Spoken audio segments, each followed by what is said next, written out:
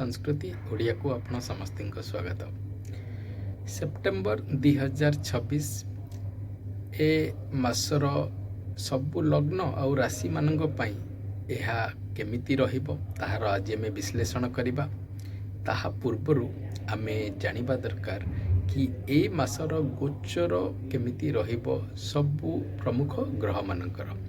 प्रथमे आपणकर शनि जहाँकि वक्र गति रे अछंती आपणकर मीन राशि रे पूरा मास सारा वक्र गति रे रहिबे। देवगुरु बृहस्पति आपणकर कर्कट रे अछंती मास सारा कर्कट रे ही रहिबे। उच्च रे अछंती आपणकर राहु आउ केतु जहाँकि आपणकर कुंभ रे गोचर करिवे आउ केतु आपणकर सिंह रे गोचर करिवे। या परे आसुची आपणकर सूर्यंकर गोचर जहाँकि सेप्टेम्बर जहाँ आपणकर 17 तारिख जाके आपणकर रहिबो सिंह रे श्रेष्ठ भाव में फलाफल। तापर आपणकर आसबे कन्या को सेप्टेम्बर 17 पर आपणकर मंगल जहाँकि आपणकर से 17 तारिख जाके आपणकर रहिबे आपणकर जो कहते मिथुन रे तापर आपणकर आसीजिबे कर्कट को जहाँकि आपणकर देवगुरु बृहस्पति सहित युक्त रहिबो ता बहुत ही श्रेष्ठ रहिबो। यहाँ पर आपणकर शुक्र जहाँकि 2 तारिख रे तांको स्वयंकर जो कहते मूल त्रिकोण राशि आपणकर आसीजिबे तुला को आसीजिबे। पूरा सेप्टेम्बर मास सारा एठी रहिबे। आउ आपणकर बुध जहाँकि 7 सेप्टेम्बर रे आसीबे आपणकर तांकर मूल त्रिकोण राशि जहाँकि आपणकर कन्या राशि आउ अराउंड से 26 आड़ को तांकर गोचर रहिबो तुला को रहिबो।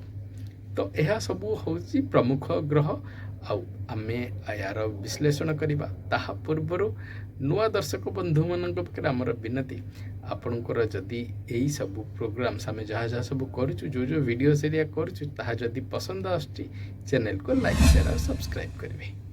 मीन लग्न मीन राशि मीन लग्न मीन राशि मानक बहुत भल समय मु भावुची बोधे 3 मास प्राय पाखापाखि हो गलानी जितेबाला देवगुरु बृहस्पति कर्कट रे आछंती आउ पुणी रवि भी तांकर जो कहते उच्च स्थान को जाउचंती। आपणकर शुक्र भी जहाँकि आपणकर आसुचंती तुला को आसुचंती श्रेष्ठ समय पर्टिकुलाली मीन लग्न और राशि मानक भी यादि किसी दुई मत नाई। ए मास भी सेप्टेम्बर मास भी बहुत श्रेष्ठ रहिबो। कर्म क्षेत्र हो कि आपणकर जो कहते सोशल नेटवर्किंग हो आपणकर वेलबींग हो माने एट वर्क स्पेस हिसाब से मु कहूची ए सबु जिनस आपनको सबु जिनस समय सहित सबु जिनस आपणकर भल रहिबो। किछि को भाव में ये नहीं आपन को कहबी श्रेष्ठ होची आपन जदि ए समय ना किछि आपन निजर किछि स्किल सेट जदि आपन किछि ताधर किछि डेभलप करिया पे चाहछन एटा सबटु बेस्ट समय। उच्च शिक्षा कहिले भी किछि ये हबो नहीं आपणकर कर्म क्षेत्र आ उच्च शिक्षा पार्लाली चली परिबो एते भल जिनस आपणकर ए समयटा अछि आपण आपको बहुत बेटर भाव में यूज करि परिबे। मत लागुच बोले टोटाल जतिको आमे डिस्कशन करूछु बुद्धि सबुठु श्रेष्ठ आछि मीन लग्न मीन राशि जो जगह कि से माने बहुत जिनस करि परिबे।